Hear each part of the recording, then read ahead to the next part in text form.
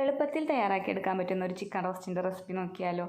ഞാനിവിടെ ലെഗ് പീസാണ് എടുത്തിരിക്കുന്നത്. പാൻ ചൂടാക്കി വെളിച്ചെണ്ണ ഒഴിച്ച് ചൂടായി വരുമ്പോൾ തേങ്ങാക്കൊത്ത് ഇട്ട് കൊടുക്കാം.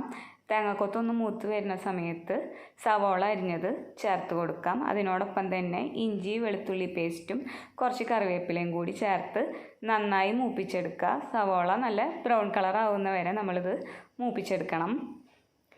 ഇനി ഇതിലേക്ക് വേണ്ട മസാല തയ്യാറാക്കാൻ വേണ്ടി പട്ട, ഗ്രാമ്പു, ഏലക്ക, കുരുമുളക് ഇത്രയും പൊടിച്ചതും കൂടെ മൂത്ത് വന്ന സവാളയിലേക്ക് ചേർത്ത് കൊടുക്കാം.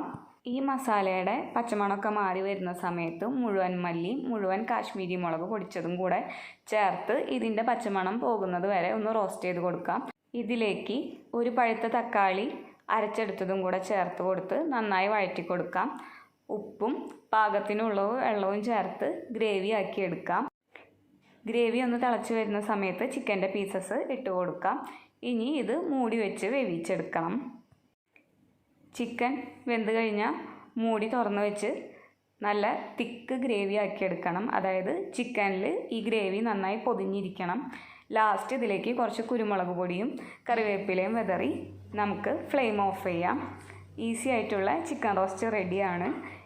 ഇതിൻ്റെ ഡീറ്റെയിൽ വീഡിയോ ചാനലിൽ അപ്ലോഡ് ചെയ്തിട്ടുണ്ട്. കണ്ടു നോക്കാൻ മറക്കരുത് കേട്ടോ.